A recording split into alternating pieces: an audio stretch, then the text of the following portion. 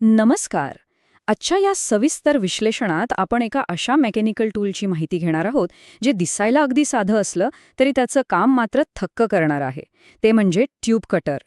विशेषतः soft copper आणि ॲल्युमिनियमच्या tubes कापताना याची अचूकता कशी कामी येते याची संपूर्ण कार्यपद्धती आपण आज उलगडून पाहणार आहोत. चला तर मग सुरुवात करूया. ठीक आहे. तर आपण या विषयात सखोल माहिती घेऊया. जेव्हा आपण एखादी धातूची पाईप किंवा ट्यूब कापण्याचा विचार करतो तेव्हा सर्वात आधी काय आठवतं? साहजिकच हॅकसॉ किंवा करवत. पण करवतीने कापल्यावर काय होतं हे तुम्हाला वेगळ्याने सांगायला नको. कट अजिबात सरळ येत नाही आणि मुख्य म्हणजे त्या ट्यूबच्या कडांवर धातूचे छोटे छोटे तीक्ष्ण तुकडे, ज्याला आपण बर म्हणतो, ते मागे राहतात. हे खरंच खूप त्रासदायक असतं. याउलट ट्यूब कटर हा एक अत्यंत प्रभावी आणि अचूक उपाय आहे, जो आपल्याला अगदी स्वच्छ, तंतोतंत आणि कोणताही बर नसलेला एकदम परफेक्ट कट देतो. आता आपण या टूलच्या भक्कम फाउंडेशनकडे वळूया. कोणतंही चांगलं टूल टिकण्यासाठी त्याचा पाया मजबूत असावा लागतो, बरोबर?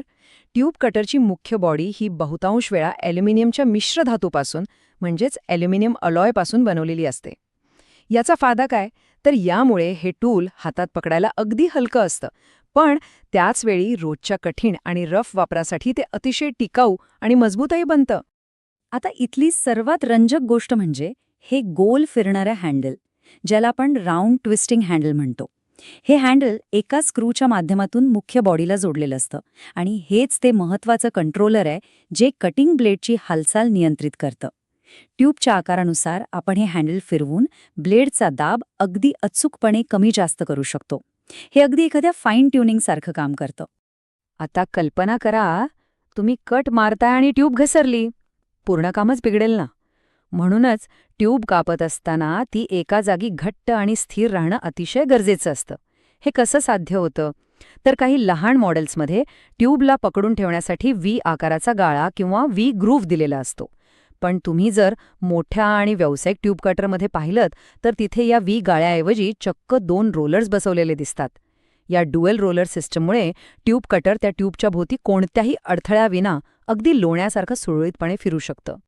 मग हे ट्यूब कटर प्रत्यक्ष वापरायचं कसं याची कार्यपद्धती अगदी सरळ आणि सोपी आहे.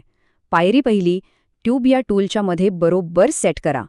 पायरी दुसरी, कटिंग ब्लेड ट्यूबला अगदी योग्य दाबाने स्पर्श करेल अशा पद्धतीने राऊंड हँडल फिरवून ते अंतर जुळवून घ्या.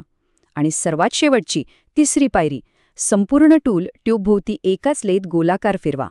हँडलने दिलेला तो अचूक दाब आणि रोलर्सची ती स्मूथ हालचाल यामुळेच आपल्याला तो हवा तसा परिपूर्ण कट मिळतो. चला पुढे जाऊया आणि पाहूया हे कसं विकसित होतं. इथे आपण 2 अगदी टोकाच्या मॉडेल्सची तुलना करत आहोत. एकीकडे आहे अत्यंत आटोपशीर छोटंसं मिनिएचर कटर. हे विशेषतः अशा जागांसाठी डिझाईन केलेलं असतं जिथे हात पोहोचायलाही अडचण असते. आणि दुसरीकडे आहे ते मोठं, भक्कम, हेवी ड्युटी मॉडेल, जे जास्त जाडीच्या ट्यूब्स आणि अवघड औद्योगिक कामांसाठी वापरलं जातं. यावरून एक गोष्ट स्पष्ट होते की मूळ मेकॅनिझम तेच असलं तरी गरजेनुसार टूलचा आकार पूर्णपणे बदलतो. याच गरजेनुसार आपण ट्यूब कटरचे प्रामुख्याने 3 प्रकारांत वर्गीकरण करू शकतो. पहिला प्रकार म्हणजे मिनिएचर ट्यूब कटर. आपण मगाशी पाहिल्याप्रमाणे हे टूल आकाराने अगदी लहान असतं आणि ते जास्तीत जास्त 5-8 इंचापर्यंतची ट्यूब अगदी सहज कापू शकतं.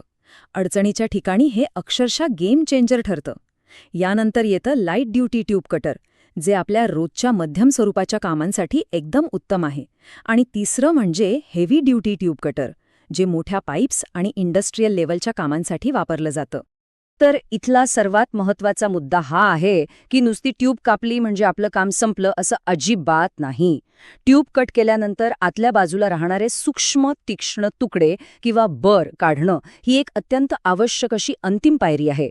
यासाठी बऱ्याच मोठ्या ट्यूब कटर्समध्येच एकाच स्क्रूच्या सहाय्याने रिमर जोडलेला असतो किंवा मग यासाठी तुम्ही डीलर्सकडे मिळणारं स्वतंत्र डीबरिंग टूलसुद्धा वापरू शकता. आतला पृष्ठभाग पूर्णपणे गुळगुळीत करण्यासाठी ही पायरी आपल्याला अजिबात विसरून चालणार नाही. आता कोणतीही गोष्ट चांगली टिकायची असेल तर थोडी देखभाल ही आलीच, नाही का? सततच्या वापरामुळे ट्यूब कटरचं कटिंग ब्लेड कालांतराने झिजतं आणि त्याची धार कमी होते. हे अगदी नैसर्गिक आहे. पण अशावेळी खराब कटिंगची तडजोड न करता जुनं ब्लेड काढून त्या जागी त्वरित नवीन ब्लेड बसवणं खूप गरजेचं असतं. यामुळे तुमच्या कामाची अचूकता आणि टूलची कार्यक्षमता नेहमीच टॉप क्लास राहते. तर या संपूर्ण विश्लेषणाच्या शेवटी एक अतिशय रंजक प्रश्न उरतो. विचार करा, फिरणारं ब्लेड आणि रोलर्स, एवढी साधी भौमितिक रचना, पण या साध्या रचनेने पारंपरिक करवतीच्या शेकडो वर्षांच्या त्रुटी पूर्णपणे कशा काय नष्ट केल्या. याच एका साध्या पण अत्यंत हुशार मेकॅनिकल डिझाईनने प्लंबिंग आणि इंजिनिअरिंगच्या जगात खऱ्या अर्थाने एक मोठी क्रांती घडवून आणली आहे. या विलक्षण रचनेमागील इंजिनिअरिंगवर नक्की विचार करा आणि अशाच नवनवीन मेकॅनिझम्स एक्सप्लोर करत रहा.